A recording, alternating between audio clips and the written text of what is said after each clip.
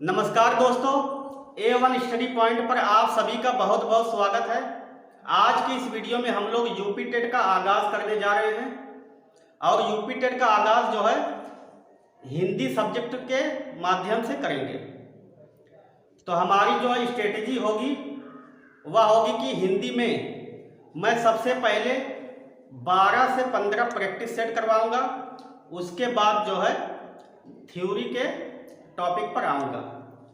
और थ्योरी में हम लोग एकदम बेसिक से पढ़ेंगे, वर्णमाला से शुरुआत करेंगे और हिंदी साहित्य तक कंप्लीट क्लास कराई जाएगी A1 स्टडी पॉइंट पर। इससे पहले हमने हिंदी का सिलेबस A1 स्टडी पॉइंट पर बता दिया है और वह वीडियो भी अपलोड हो चुकी है। तो चलिए आज की क्लास शुरू करते हैं। हो चुका आगाज, रण का युग बदलने की तैयारी, जीत उसी की होगी जिसका संघर्ष है जारी। तो आज की क्लास में सबसे पहले दिया हुआ है प्रैक्टिस सेट हिंदी। तो यूपी टेट के अंदर हिंदी में 30 प्रश्न पूछे जाते हैं और हर एक प्रश्न एक एक नंबर का होता है। तो आज की इस क्लास में मैं 20 प्रश्नों व्याख्या सहित प्रैक्टिस सेट कराने वाला हूं। तो सबसे पहले दिया हुआ है निर्देश, प्रश्न संख्या 1 से 5 निम्नलिखित गद्यांश को पढ़कर नीचे दिए गए प्रश्नों के उत्तर दीजिए।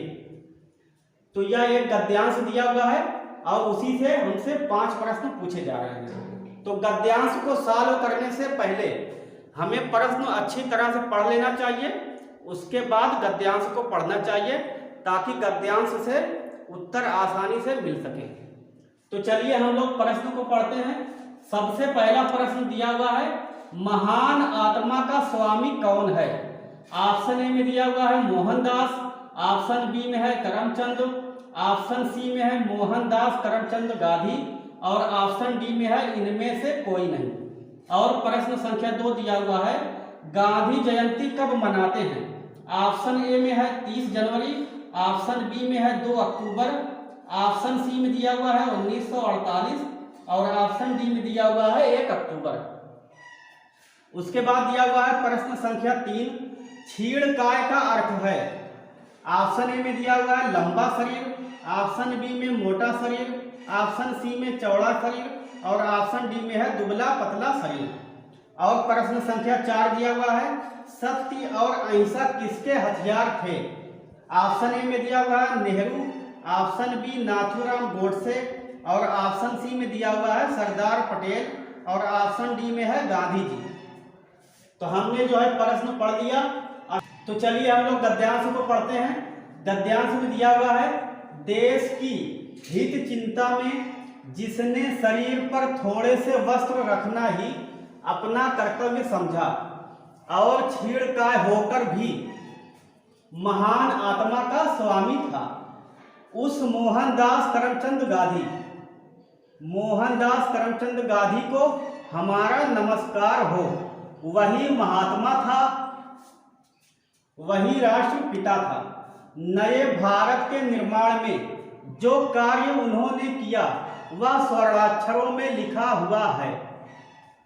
उस महान आत्मा की भौतिक देह पिस्तौल की गोलियों से 30 जनवरी 1948 को समाप्त हो गई। सत्य अहिंसा के पुजारी उस महात्मा को हमारा प्रणाम है। गांधी जयंती गांधी का जन्म दिवस है। यह प्रतिवर्ष 2 अक्टूबर को मनाया जाता है। तो हमसे प्रश्न संख्या 1 पूछा जा रहा है, महान आत्मा का स्वामी कौन है? ऑप्शन ए में दिया हुआ है मोहनदास, ऑप्शन बी में है करमचंद, ऑप्शन सी में है मोहनदास करमचंद गांधी और ऑप्शन डी में दिया हुआ है इनमें से कोई नहीं। तो महान आत्मा का स्वामी जो थे वह थे मोहनदास करमचंद गांधी। तो प्रश्न संख्या 1 का सही जवाब है ऑप्शन सी मोहनदास करमचंद गांधी। गांधी जी का जो है पूरा नाम था मोहनदास करमचंद गांधी। अब अगला प्रश्न है प्रश्न संख्या 2, गांधी जयंती कब मनाते हैं? तो गांधी जी का जन्म जो है वह काठियावाड़ यानी कि गुजरात में हुआ था। 2 अक्टूबर 1869 में गांधी जी का जन्म गुजरात के अंदर हुआ और गांधी जी की मृत्यु 30 जनवरी 1948 में दिल्ली के एक विश्वविद्यालय में नाथूराम गोडसे के द्वारा गोली मार देने के बाद हुई। तो हमसे पूछा जा रहा है गांधी जयंती कब मनाते हैं। ऑप्शन ए में दिया हुआ है 30 जनवरी। तो 30 जनवरी को जो है 30 जनवरी 1948 को महात्मा गांधी की मृत्यु हुई थी और 30 जनवरी को शहीद दिवस के रूप में मनाया जाता है। अगला दिया हुआ है ऑप्शन बी में 2 अक्टूबर। तो गांधी जयंती कब मनाते हैं तो 2 अक्टूबर को। प्रश्न संख्या 2 का सही जवाब है ऑप्शन बी 2 अक्टूबर। अगला प्रश्न है प्रश्न संख्या 3।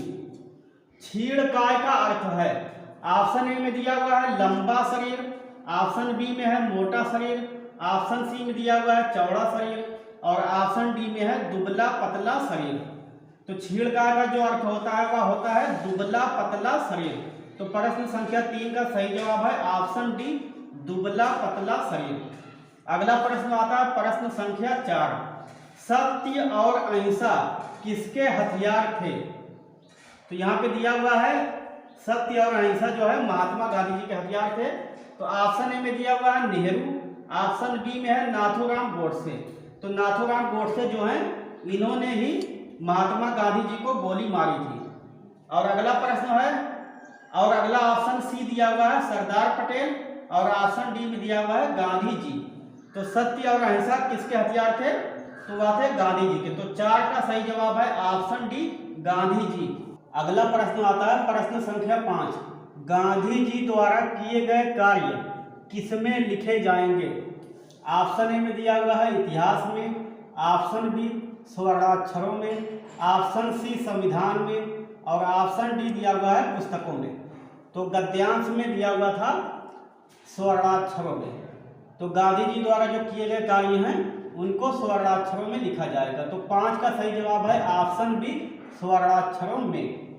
अगला प्रश्न दिया हुआ है प्रश्न संख्या 6। जायसी किस धारा के कवि थे। ऑप्शन ए है प्रेम मार्गी भक्ति धारा, ऑप्शन बी में दिया हुआ है कर्म मार्गी भक्ति धारा और ऑप्शन सी में है ज्ञान मार्गी भक्ति धारा और ऑप्शन डी में है इनमें से कोई नहीं। तो जायसी जो थे वह थे प्रेम मार्गी भक्ति धारा। तो जायसी की जो रचना है उसका नाम है पद्मावत, अखरावट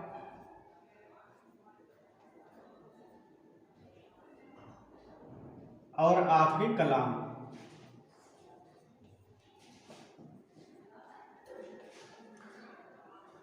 ये जो है मलिक मोहम्मद जायसी जी की महत्वपूर्ण रचना है। और भी रचनाएं हैं लेकिन यही तीनों महत्वपूर्ण हैं, पद्मावत, अखरावट और आखिरी कलाम। तो प्रश्न संख्या 6 का सही जवाब हो जाएगा प्रेम मार्गी भक्ति धारा।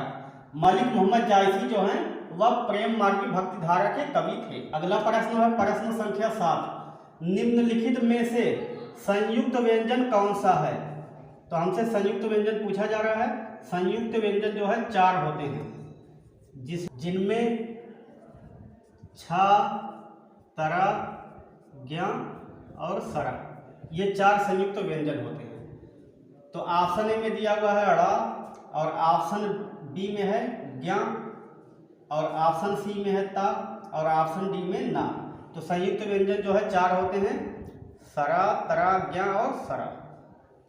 तो हमसे जो पूछा जा रहा है संयुक्त व्यंजन, तो 7 का सही जवाब हो जाएगा ऑप्शन बी ज्ञ। अगला प्रश्न आता है प्रश्न संख्या 8। निम्नलिखित में से शुद्ध वर्तनी है। तो हमें शुद्ध वर्तनी बताना है। ऑप्शन ए में दिया हुआ है चमोत्कर्ष, ऑप्शन बी में है चमोत्कर्ष, इसमें आधा ता और ता पूरा लगा हुआ है और ऑप्शन सी में दिया हुआ है चरमोत्कर्ष और ऑप्शन डी में है चरमोत्कर्ष। तो इसमें जो शुद्ध वर्तनी है वह है चरमोत्कर्ष। तो 8 का सही जवाब है ऑप्शन सी चरमोत्कर्ष। चरमोत्कर्ष जो है इसी तरीके से लिखा जाएगा। और हमसे शुद्ध वर्तनी में सबसे अधिक बार पूछा गया है उज्ज्वल। उज्ज्वल में जो है आधा जा दोनों रहेगा। और पूछा है श्रृंगार, श्रृंगार जो है इस तरीके से लिखा जाएगा। अगला प्रश्न है प्रश्न संख्या 9। उसी तपस्वी से लंबे थे देवदार दो चार खड़े अलंकार है। तो हमें जो अलंकार बताना है, उसी तपस्वी से लंबे थे देवदार दो चार खड़े में अलंकार कौन सा है? ऑप्शन ए में दिया हुआ है श्लेष, ऑप्शन बी में है अतिशयोक्ति, और ऑप्शन सी में है परिसंख्या, और ऑप्शन डी में दिया हुआ है प्रतीप। तो प्रतीप अलंकार जो होता है वह होता है उपमा का उल्टा।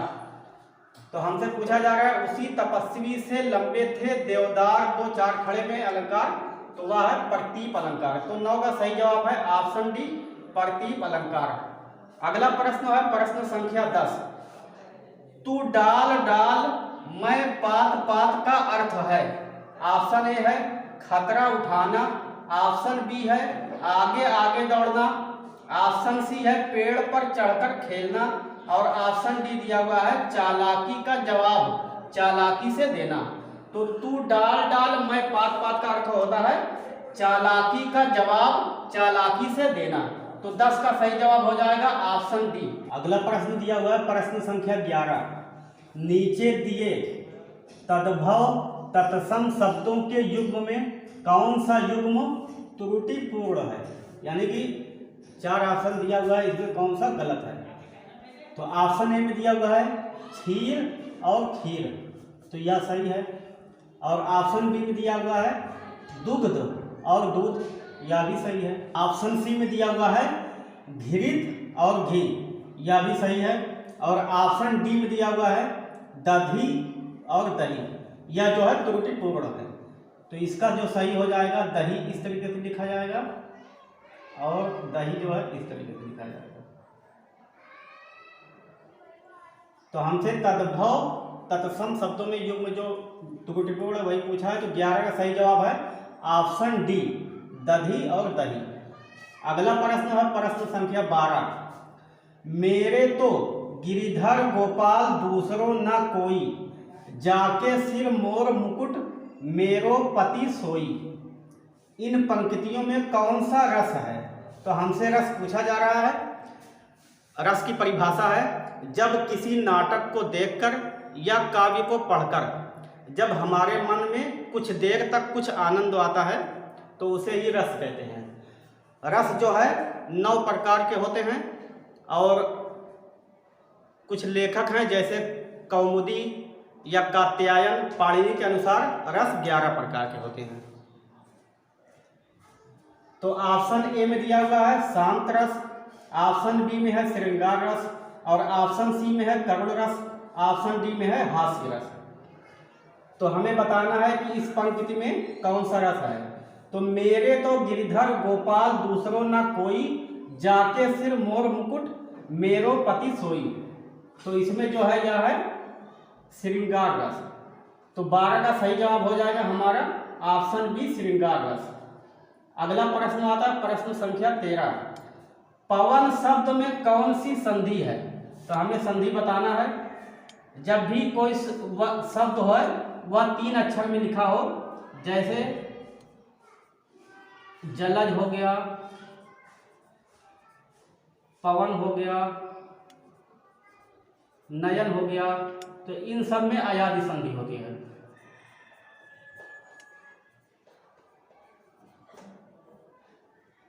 तो हमसे पूछा जा रहा है कि पवन शब्द में कौन सी संधि है? तो पवन शब्द में भी अयादि संधि होती है। तो ऑप्शन ए में दिया हुआ है गुण संधि, ऑप्शन बी में है जड़ संधि, ऑप्शन सी में अयादि संधि, और ऑप्शन डी में है विरुद्ध संधि। विरुद्ध संधि में जैसे कि डबल मात्रा लगी होती है, जैसे कि एक, इसमें जो है विरुद्ध संधि है। लेकिन हमसे पवन शब्द में पूछा जा रहा है तो पवन शब्द में हो जाएगी अयादि संधि। तो 13 का सही जवाब है ऑप्शन सी अयादि संधि। प्रश्न संख्या 14। कीचड़ उछालना मुहावरे का सही अर्थ है। ऑप्शन ए में है मल फेंकना, ऑप्शन बी दूसरे के कपड़े गंदे करना, ऑप्शन सी बदनाम करना, और ऑप्शन डी दिया हुआ है दल दल में फंसना। तो कीचड़ उछालना का जो मुहावरा होता है वह होता है बदनाम करना। तो 14 का सही जवाब है ऑप्शन सी, बदनाम करना। अगला प्रश्न है प्रश्न संख्या 15। रहीमन चुप हैं बैठिए देखी दिनन के फेर, जब नीके दिन आई है बनत न लगी है बेर। उपरयुक्त पंक्तियों में कौन सा छंद है? तो ऑप्शन ए में दिया हुआ है दोहा, ऑप्शन बी में है सोरठा, ऑप्शन सी में रोला और ऑप्शन डी में दिया हुआ है चौपाई। तो छंद में जो है मात्रा गिनना पड़ता है। जैसे कि हैं अगर लिखा हुआ है तो इसमें 2 मात्रा लगेगी, और अगर सिर्फ हा आएगा तो 1 मात्रा लगेगी। इसी तरीके से यानी कि दोहा अगर से है तो पहले 13 मात्रा, फिर 11 मात्रा, फिर 13 मात्रा, फिर 11 मात्रा। तो चलिए मात्रा गिनते हैं। एक रहीमन के हो जाए, रहीमन 1 1 2 2 1 2 1 1 1 2 2 और 1। और जब दोहा होगा तो उसमें एस आई बनना चाहिए लास्ट वाली पंक्ति में, यानी कि अंत में, अंत के शब्द में। जैसे इसमें देखिए बना, इसमें भी वही बनना चाहिए। तो इसके 1 1 2 2 1 1 2 1 2 1 1 1 1 2 2 और 1। ये देखते हैं मात्रा गिन के कि 13 और 11 आता है कि नहीं, यानी टोटल 24 होना चाहिए। तो 1 2 3 4 5 6 7 8 9 10 11 12 और 13। 1 2 3 4 5 6 7 8 9, यहाँ पे 2 होगा। 2 3 4 5 6 7 8 9 10 11, क्योंकि यहाँ पे बड़ी मात्रा मतलब बड़ा लगा, दा पे 1 मात्रा लगा हुआ है। जहाँ पर 1 मात्रा लगेगा या बड़ी ई आएगा वहाँ पर 2 मात्रा लगती है। 1 2 2 4 2 6 7 8 9 10 11 12 13, यह भी है ठीक। 1 2 3 4 5 6 7 8 9 10 11। तो हमारा जो उत्तर हो जाएगा 15 का सही है ऑप्शन ए, दोहा। तो रहीमन चुप हैं बैठिए देखिए दिनन के फेर, जब नीके दिन आई है बनत न लगिए बेर में जो है दोहा छंद है। अगला प्रश्न है प्रश्न संख्या 16। खूंटी शब्द का बहुवचन बताइए। ऑप्शन ए में दिया हुआ है खूटियाँ, ऑप्शन बी में है खूटियाँ और ऑप्शन सी में खूटियाँ और ऑप्शन डी में दिया हुआ है खूटियों। तो खूटी शब्द का बहुवचन जो है वह है खूटियाँ, दोनों पे चंद्रमाकार बिंदु लगेगी। तो 16 का सही जवाब है ऑप्शन सी, खूटियाँ। अगला प्रश्न है प्रश्न संख्या 17। तिरस्कार शब्द का संधि विच्छेद है। ऑप्शन ए में दिया हुआ है तिरस धनकार और ऑप्शन बी में है तिरा धनकार और ऑप्शन सी में है तिह धनकार और ऑप्शन डी में है तिर धनकार। तो तिरस्कार शब्द का संधि विच्छेद होता है तिरह धनकार। तो 17 का सही जवाब है ऑप्शन बी। अगला प्रश्न है प्रश्न संख्या 18। चंद्रिका का पर्याय है, हमें जो है चंद्रिका का पर्याय बताना है। ऑप्शन ए में दिया हुआ है चंद्रहास, ऑप्शन बी में है रजत और ऑप्शन सी में है कौमुदी और ऑप्शन डी में दिया हुआ है स्वर्ण किरण। तो चंद्रिका का पर्यायवाची होता है यानी कि पर्याय कौमुदी। तो 18 का सही जवाब है ऑप्शन सी, कौमुदी। अगला प्रश्न है प्रश्न संख्या 19। हिंदी नवजागरण के अग्रदूत कौन कहलाते हैं? ऑप्शन ए में दिया हुआ है राजा राम मोहन राय और ऑप्शन बी में है भारतेंदु हरिश्चंद्र और ऑप्शन सी में दिया हुआ है रामचंद्र शुक्ल और ऑप्शन डी में दिया हुआ है संपूर्णानंद। तो हिंदी नवजागरण के अग्रदूत जो है वह भारतेंदु हरिश्चंद्र कहलाते हैं। तो हिंदी नवजागरण के अग्रदूत हमसे पूछा गया है और जो राजा राम मोहन राय दिया हुआ है यह नवजागरण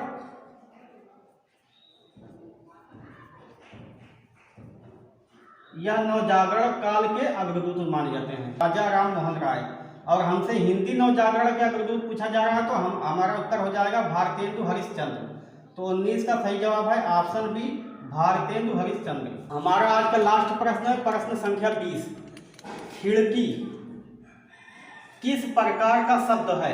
ऑप्शन ए में दिया हुआ है तद्भव, ऑप्शन बी में है विदेशज, ऑप्शन सी में है देशज और ऑप्शन डी में है वर्ण संकर। तो खिड़की जो है यह है देशज शब्द। जो भी हमारे देश में बोले जाते हैं वह देशज शब्द। तो खिड़की जो है हमारा देशज शब्द है। तो 20 का सही जवाब है ऑप्शन सी देशज शब्द। तो आशा करते हैं यह वीडियो आप सभी को पसंद आई होगी। अगर पसंद आई हो तो इस वीडियो को लाइक शेयर और इस चैनल को सब्सक्राइब करें। धन्यवाद।